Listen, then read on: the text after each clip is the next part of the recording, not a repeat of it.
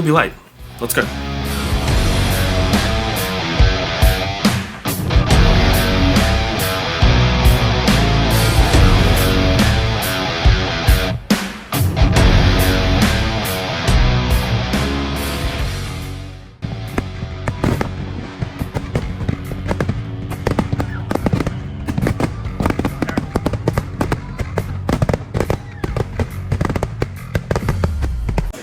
What's going on, guys? We are back again with another first place undefeated deck profile. The man that can't be stopped, Mr. Toby Nash. I'm going to tell you guys one special thing here. Since I started playing 3 Sinful Spoils, fun fact, I have not lost a match since I got them. 3 Sinful Spoils or 3 which? 3 of the wanted Sinful Spoils. Since I started playing the full Dear Bellstar package, so essentially since I started playing the deck, I have not lost a match. There you go. Undefeated, period. With the Sinful Spoils, yeah, undefeated, period. I have not lost a match. I've won every single locals. I have not lost a match. Every single regional, have not lost a match. Remote duel, have not lost a match. Very cool. Well, we know you won all your games, so quickly run through what you played against and what was your, I guess, most difficult matchup of the evening. For today, so I pretty much just played against fire decks, like, again. Yep. But yeah, the most, also, I guess, difficult match was fire, I guess. It was probably round 2 because I played against someone who felt more competent with the deck. Yeah. That was like the hard thing, and it's like grinding in time.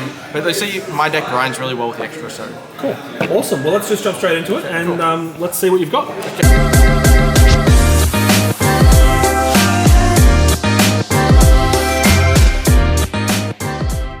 Okay, so it's not too special, but we'll go with this. So, 3 Kieran, pretty much standard for all of them.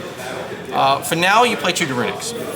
Post Phantom Nightmare, you could possibly just cut this to 1 because the deck is consistent, and after you resolve the Fire King combo, you don't really need to do it a second follow-up.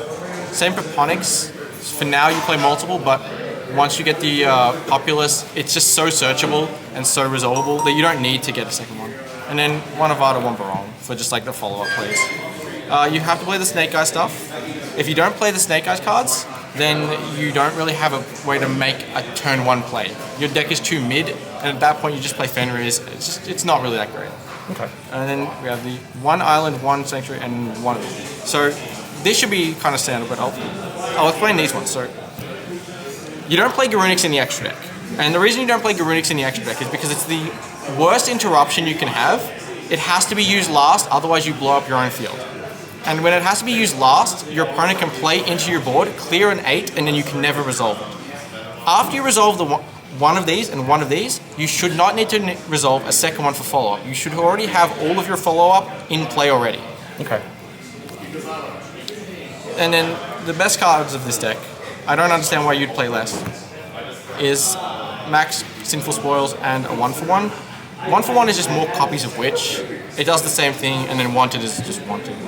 So yeah, people don't know this actually has a graveyard effect, which can recur level 1s from deck. Yep. So take note of that. It actually does something in the grave. Cool.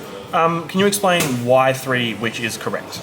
Okay, so why 3 which is correct is because you want to maximize seeing this engine. Yep. This engine does everything for the deck.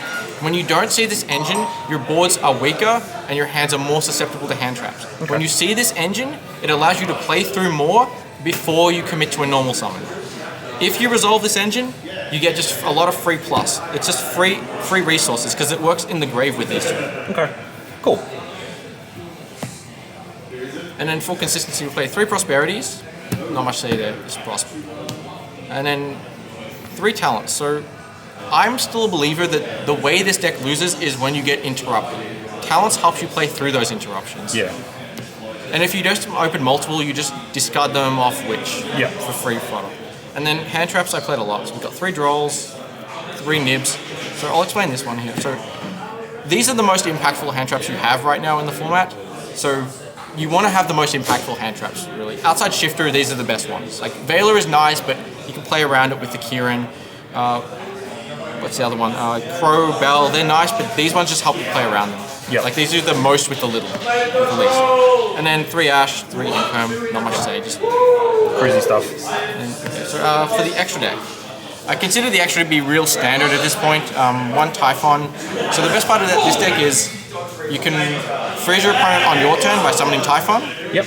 and then on their turn, when it passes back to them, you have Fire King cards which break their board on your turn, on their turn. So they can't respond because of Typhon, and you just break their board.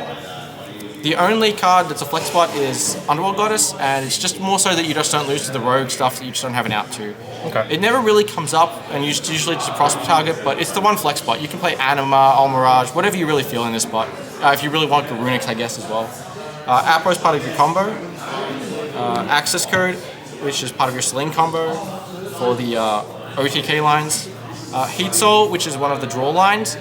And also there's another line that helps you play through Nib by going into this, so I'll show you how in a moment.